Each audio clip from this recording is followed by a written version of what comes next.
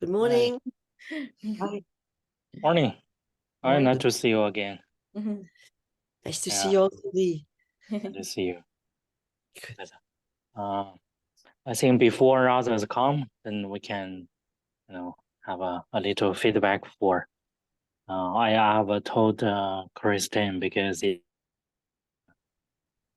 Wait. the second week.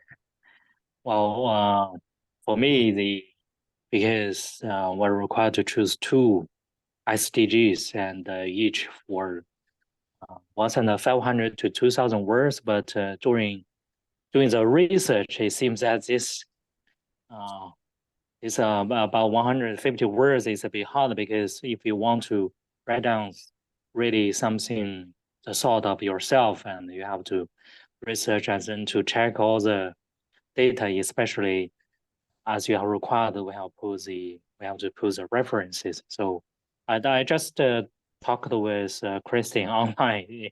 Is that okay? Whether we can maybe one way for 1,500 only, because for two SDGs for about 3,000 words a week is a bit demanding, but we will try to do that. In this process, it helped me a lot to dig into, like when I talk about I think the goal 16 or 15 about the land of life, when I was checking the tunnels, the underground hollow, because of the too much draining of the underground water, it just caused quite a security threat, because it seems the whole North China plain was kind of hanging over. There was a big hollow ground there, so it's kind of serious. Although it's partly resolved now, but it really, as you have said, is really the environment do have a kind of self-running punishment system for human beings. If we do not care or do not mind them well, then they have a way to ban itself and as a way to punish us. That's just a little thought to share with you. Thank you. Thank you so much, Lee. Well, I will comment a bit further on. Thank you for your feedback on the kind of heavy load of the exercises of the second class. It's very important that you can feed us with, because each class, each course has a unique profile of students, and if everybody has a very heavy load, we have to balance. So for the third class, the activities are more loose and not so heavy, and we will try to meet your needs and your possibilities to contribute and to have a good proficiency at the same time. Okay, thank you so much, Professor. Thank you. I'd like to propose a first round where I would like to know if you have any particular subject that you would like to discuss with us or to just present. Do you want to begin, Paula, in order of arrival? Do you have something you would like to comment today? No, I'm fine today. And I think Norma said that she still has problems with her audio, so but she can write. Okay. Okay. Let's see. She wrote something here. Let me read for everybody. Let me put the chat. Oh God. Oh. It appears okay, I understood. Norma, sorry, but I still do not have my audio fixed. I will write here. Good morning. Good morning, Norma. Maria Julia, good morning, guys. I've loaded only the first lesson exercise. I will try to load the third one this week. Well, I think I think you have noticed that you can, for your final assessment of the course, you can choose. We will have 10 weekly assignments, 10 weekly exercises, and we will assess your proficiency based on 7 of these 10. So you can choose whether to to upload your tasks later, there's no problem, I think. Or to choose, if there is a special heavy week that you can't do anything, you know that this week won't count for us to build your final assessment. Am I clear? Okay. So, apart that, Norma, would you like to comment something? Any particular comment of the exercises, of the readings, of the class? Please, this is a free speech moment for us. I will turn on a thing here, just a moment.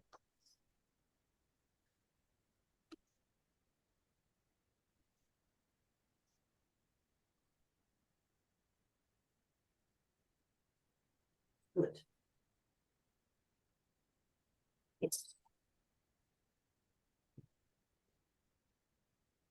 Yeah. Yes, you can move on. Norma, okay, thanks. Good morning, Maria Julia. Good morning, Albino. Is there any particular thing you would like to comment today?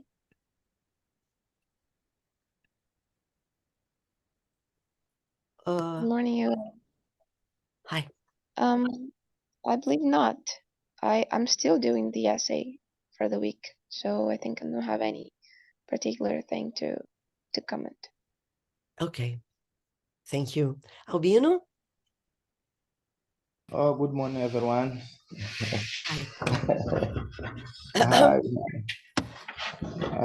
Me too. I'm not. I don't have anything to comment until now. Maybe next time in our class. Until now, it's okay. Okay. That's Okay. it. It's clear it was a heavy load of assignments. And this week, you will see, it will be an exercise not very much academic, because what is asked from you is to try to recognize in any concrete situation the particular features of environmental policy that I have exposed in the video classes. So please feel free to do it freely, based on your memories, based on the bibliography you already have, based on your familiarity with one particular problem or environmental issue. Good morning, Christine. Good morning, Fernanda. We were just concluding the first round of good mornings, and I was asking everyone if you have some particular thing you would like to comment with the group today.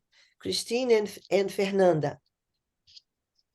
Hi guys, I am again with the camera shut. I'm very sorry about that because I'm on the move again. I am in Rio, but I am on the move to the airport to attend another event. So I'm very sorry about that. And well, I specifically have no particular comment to make, but I've been talking to you guys along the week, and I've shared with Stella some of those comments. So I think I'm fine. So let's move on. I'm here. Camera shut, but I'm here. Okay. Christine, I would like to ask you something. There will be no problem for the students who want to upload later on their exercises.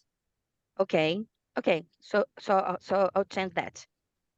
Okay. Okay. Hi, Fernanda. Okay, you're fine. No comments. Okay. So I have something I would like to comment with you all. It's about the bibliography I give in each class. Sometimes it's not very clear the selection criteria of each text that I include in the bibliography. Well, there are many criteria that I selected to bring to everyone one text and not another. What are these criteria? Well, first, I choose whenever it's appropriate, some classical texts. For instance, the expression advocacy coalition that we will use very much. Who is the guy who coined this expression? Who created this new concept, this new analytical category? Well, it's Sabatier, Paul Sabatier. Here, this is the text. So this is the first reason for one text to be in our bibliography. A second criterion is when a researcher comments one or more features that we addressed in the video classes. So if he gives us a good explanation about disasters, he has a very interesting point of view that is up to every situation and every country, I recommend the text. A third criterion to include things in our bibliography is this kind of book that gives us a comprehensive approach of one subject. And we need this very much because, as we commented many times, several times here, our subject is an interdisciplinary subject.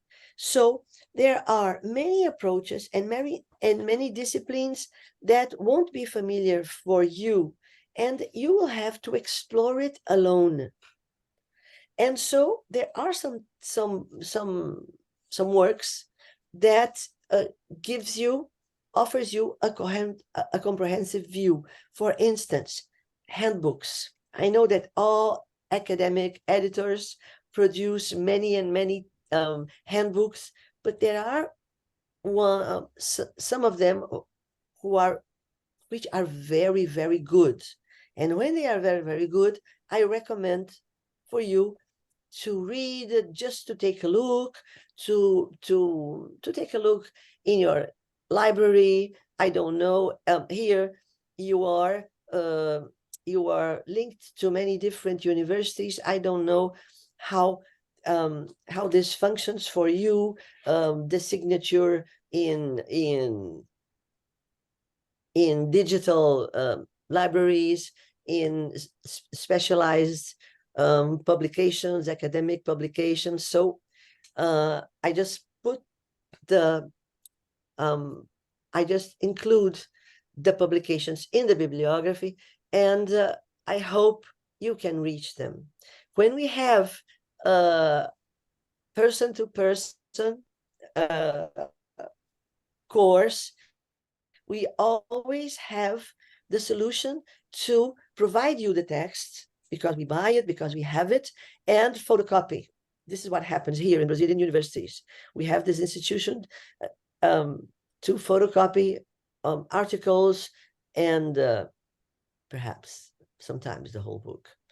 This is the reality, isn't it?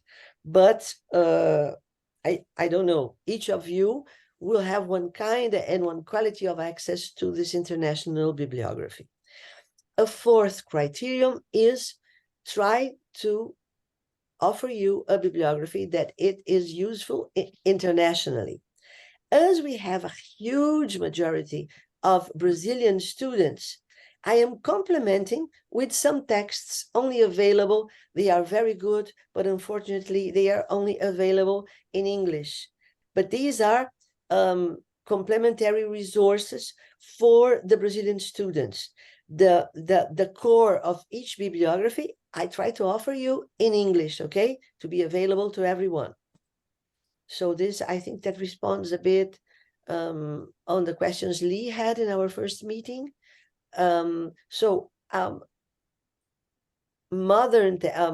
Recent texts, I include them when they are very important for us. We have, you know, that environmental issues and environmental policy is a never demanding subject. At each day, we have more and more people interested in it, and this is reflected on the academic production. we have more and more a huger amount of texts each month. Our challenge is not to have access to recent texts, but have access to good texts. And this is a very heavy work of selection, and we count on the whole community to bring recent texts that have a special value and should be read by everyone. Is it clear for you? Yeah. So any comments about that?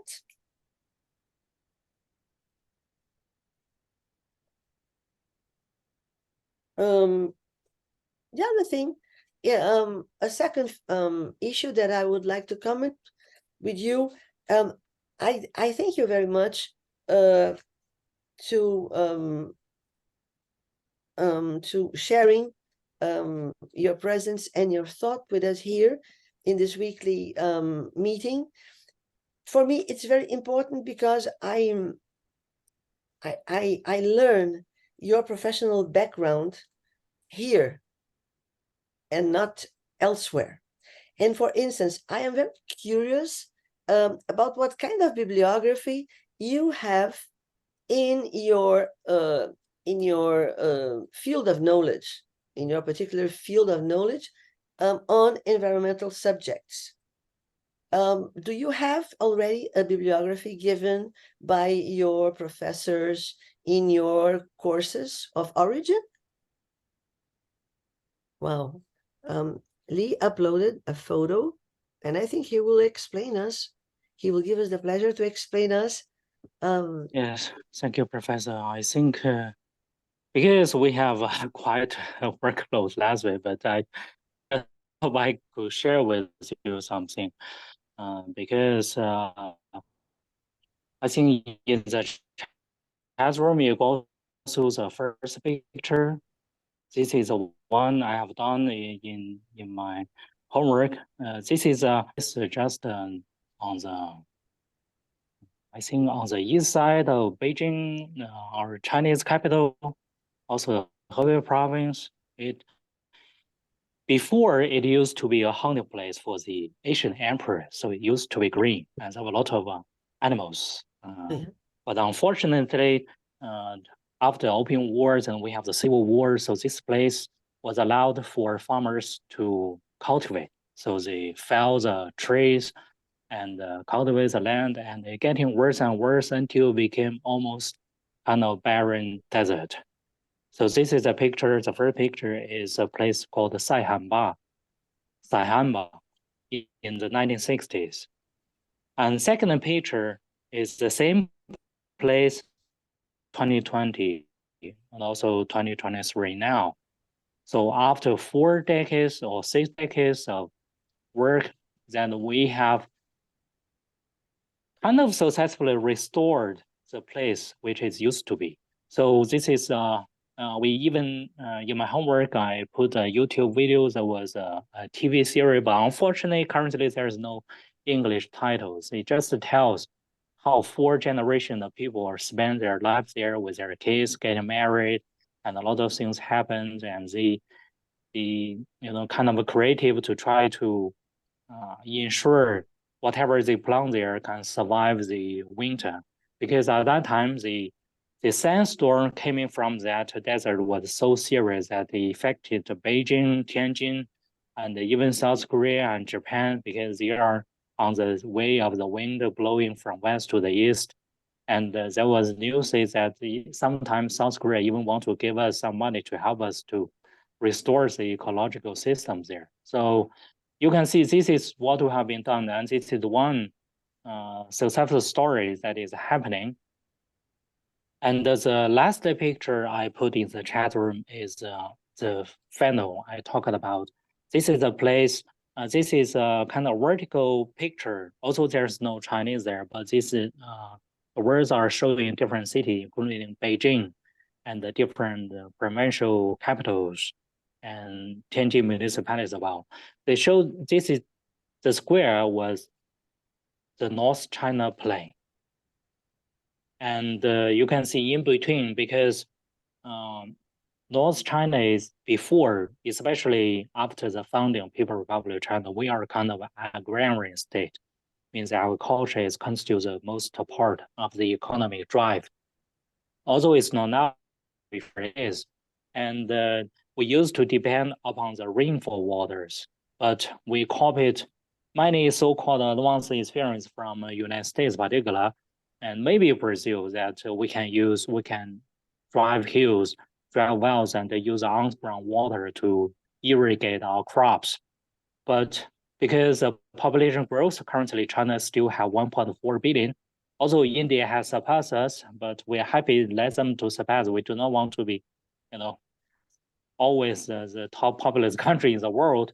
And because the irrigation consumes so much water, so we dig deeper and deeper and almost drain the dry of the underground water.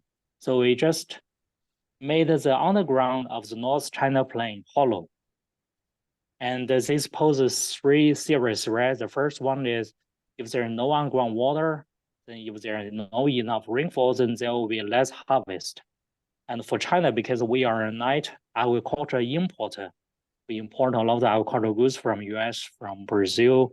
So if there is a problem with feeding the people, then the people will get unrest. It means that the Chinese state will have unrest. The big problem, because we are so populous, have so many different, so many people. The second threat is for drinkable water, because we have a rapid urbanization process during modernization. Currently, over 60% of the Chinese living in cities.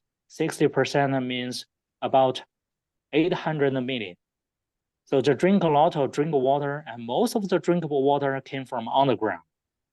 So hollow underground means there is a less stable supply of drinkable water.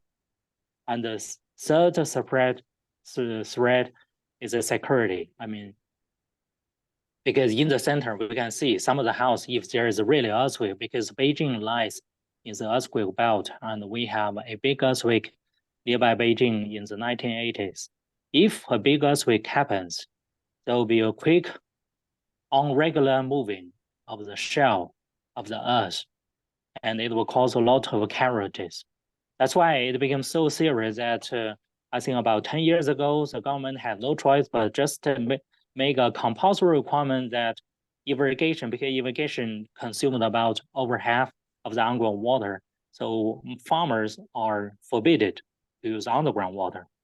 So the farmers have no choice, but they just help the authority to rebuild the ancient old canals and other surface water. And even we conducted kind of mega project to lead the river water from South China to the north, which cost billions of dollars.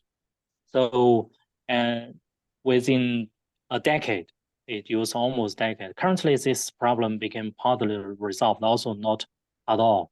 So currently, the hollow is not so hollow, and farmers are again allowed to use underground water because the level has restored to about 80% of its previous level. But the farmer always encouraged to use surface water. So that's why before the open war, we use only surface water, means rainfall water. We depend upon the weather.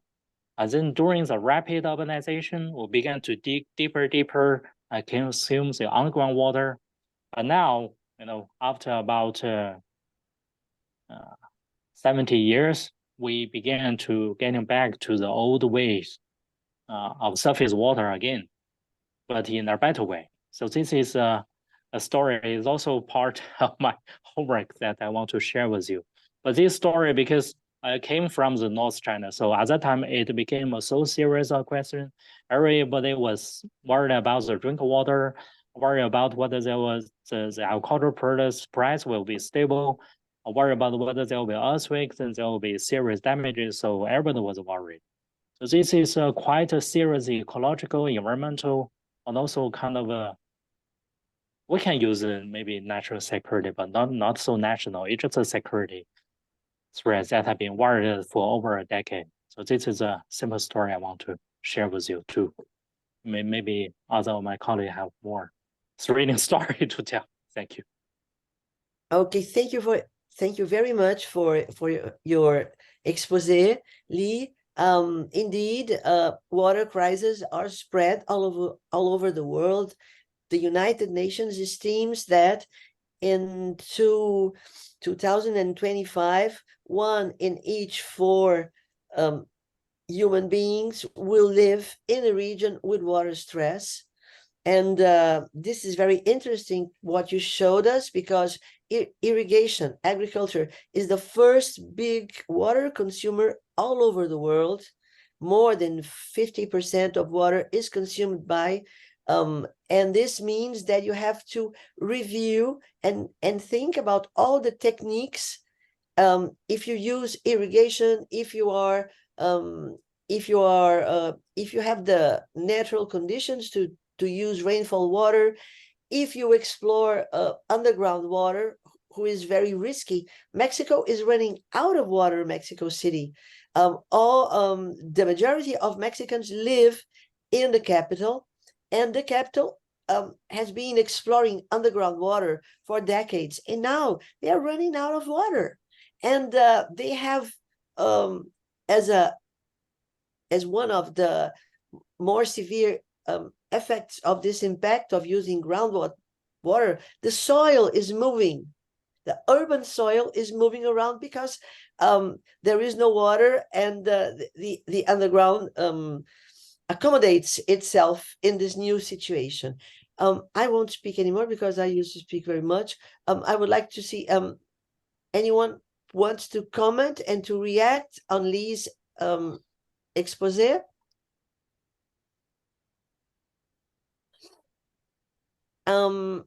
Does anyone here in the group deals in one way or the other with water issues? Because I have dedicated myself in between 2016 and 2020 to water crisis in Brazil, water governance and water security. That it's an expression that Lee used, and I ask you just to take note.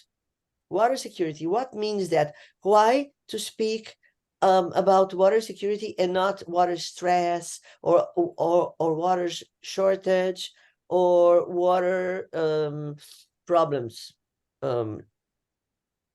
Please take note of that, because this expression, water security, has a very important content that we will explore further on. But does anyone here is worried about water? Water issues are very close to my heart. Please, Julia, please. No, I was just saying that I was always very passionate about water issues and the SDG 6 because of that. And when you say water security, I always associate with social problems and with everyone having equal access. So, which is very talked about on this SDG.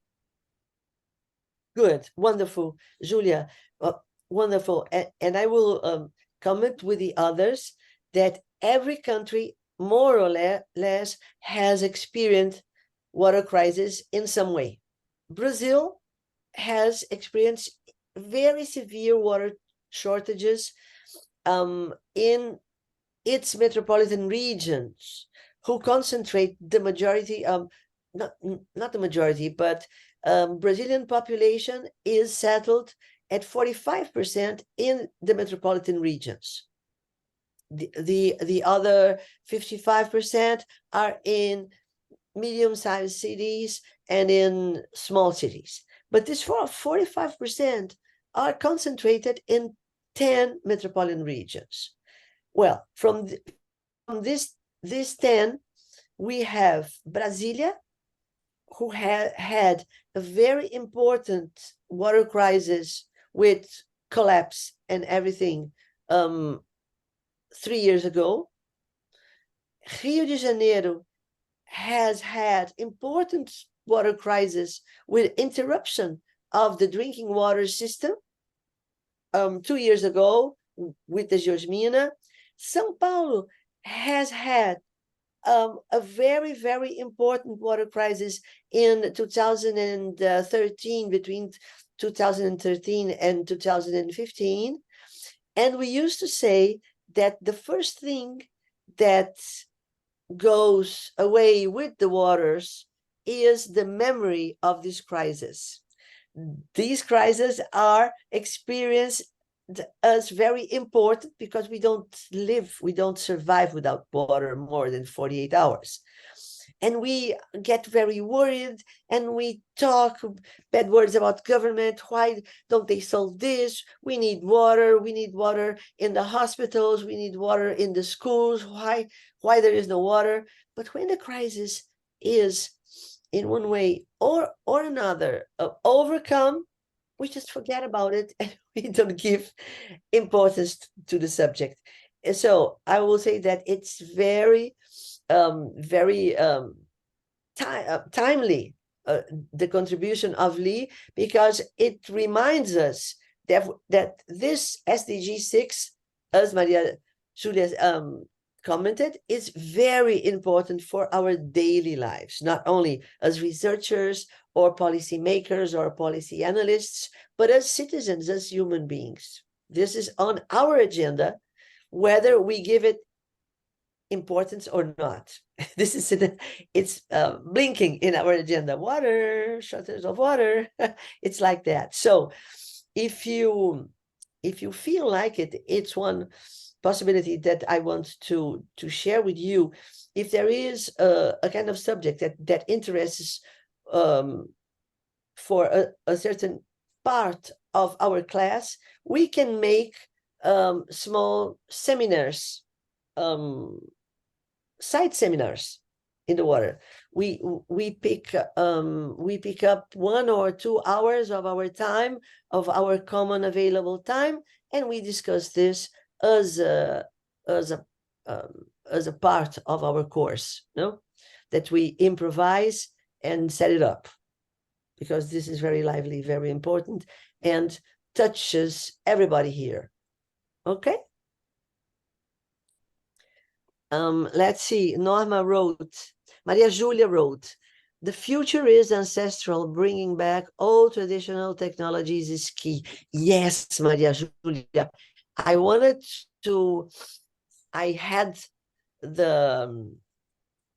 had the desire to ask Lee about what kind of technologies they use to face this water problem, and also to address the restoration of that degraded area, if those are native species or not, if the restoration was guided by government or guided by communities.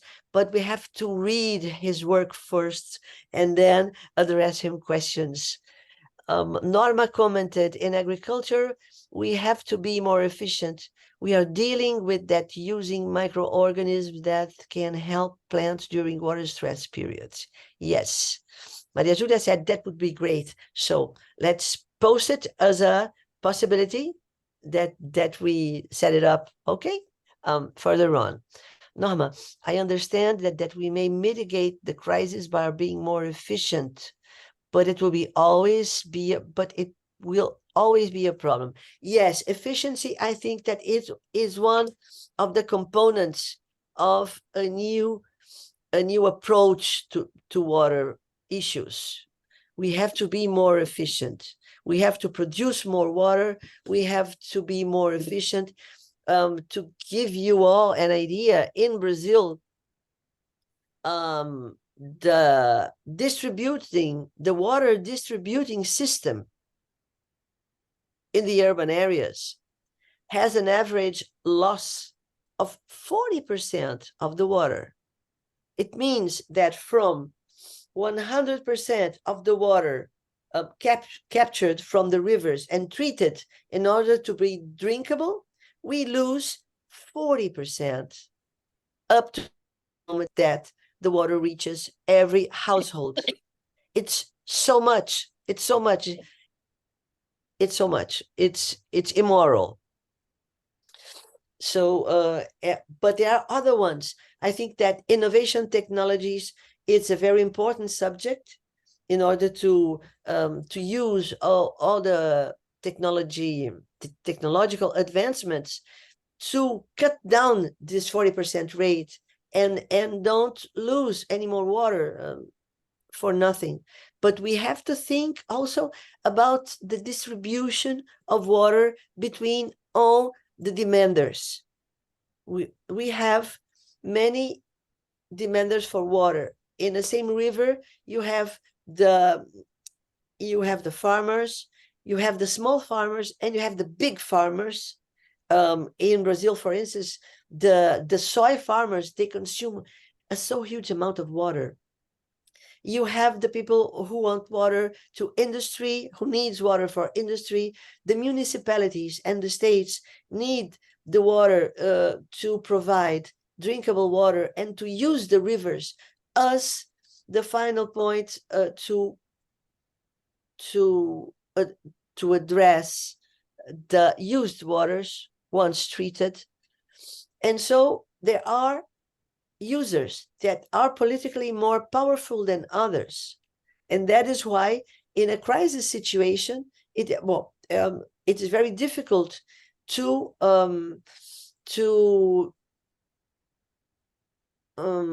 provide with justice, with environmental justice, the minimal amount needed for everyone. Because water security doesn't deal only with the lack of water, with the physical lack of water. Water security deals with the distribution of water that is insufficient for everyone. So how do you share a small amount of water between everybody that needs the water? This is a question for water security policy. Any comments? Fernanda? Albino?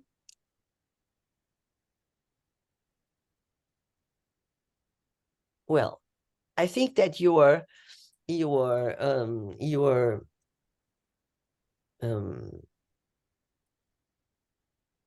taking notes of your thoughts about what we discussed. I would like yes, teacher, I'm taking a note and I'm learning a lot. In my research, I'm not dealing with water, but I'm taking some good information here. And I think that it will help me to understand other things I would like to learn more about. I talk about here in Mozambique, we have dealing with the problem of cyclones and storms because we are a coastal country from north to south to south. So we have a lot of problems of floodings, and this information is essential to think about these problems here in Mozambique. Now I'm taking a note. I'm being familiar with this debate, and I think that next class I will be more how can I say prepared to give. Okay, it is very impressive. I acknowledge that the theme of disasters is very important for each one of us, and I think that we will give the appropriate attention for this. We are all harassed with disasters in our countries, and these extreme events are also a very important part of water policies, because you have to give as well as emergency responses to floodings or droughts, and you have to give a strategic responses. How are you going to adapt your country and your town and your neighborhood to this kind of disaster. In our third class, we are talking. I say we're talking because it was uploaded today by Christine. We talk about multi-level problems. It was one of the characteristics of the complexity of environmental policy, is that environmental issues have different different levels and different scales of causation. So one same feature has a kind of effect at local level, another effect at meso level, at regional level, and another effect at national level. And environmental policymakers have to identify all those levels and all those this network of causation and effects problems in order to offer the population a comprehensive approach and effective responses to them. And this makes environmental policy very complicated. But at the same time, this makes environmental policy a very innovative policy.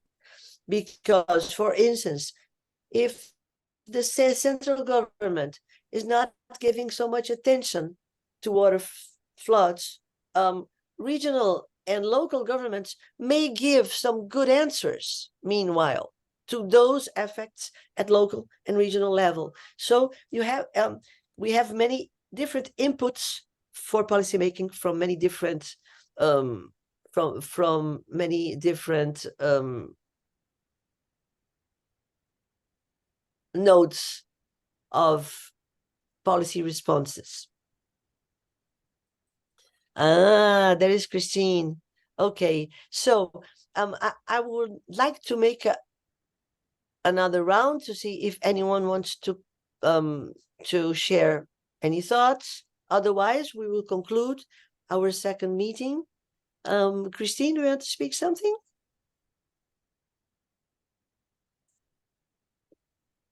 We're not hearing you. No, I'm fine. I'm fine. I'm just finished. I'm just getting to the airport. Yep. I just wanted to say hi before I can say. Wonderful. Just wanted to show up. Have an excellent flight and come back soon. Thank you. Thank you. I'm sorry to have spent the whole meeting with the camera shut. Hope that for the next meeting I'll be able to be in a much easier situation. I'm sorry about that. No, it's not a problem. But as far as it's possible, we would like very much to see you all. Yeah, but that's very I know that there are technological limitations sometimes, so we will do our best. Okay. So anyone wants to put something on the table? So, dear students, thank you so much for your presence and for your participation. No comments for now. Okay, teacher, Julia. I'm sorry. I have a question. I got yesterday that the second task was scheduled to end yesterday, and the same date with the first task. So I was confused. I only sent the first task. So I would like to know that we still have opportunity to send the second task about the second task of job we have. Absolutely. You are free to post it late, okay? If it's not possible to post it in time, you can post it later. But well, I will comment it as soon as possible, okay? And I'm sorry also.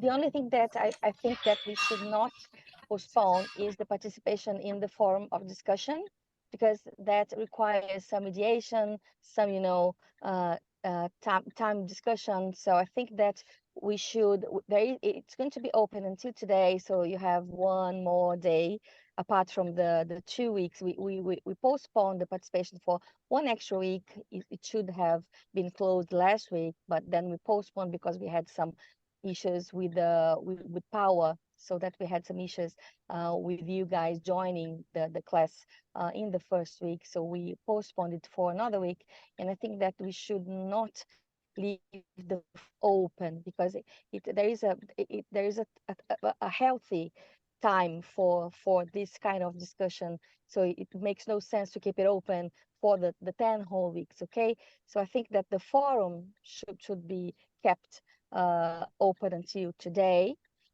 but the tasks, I think that it's okay to keep them open for a longer period of time.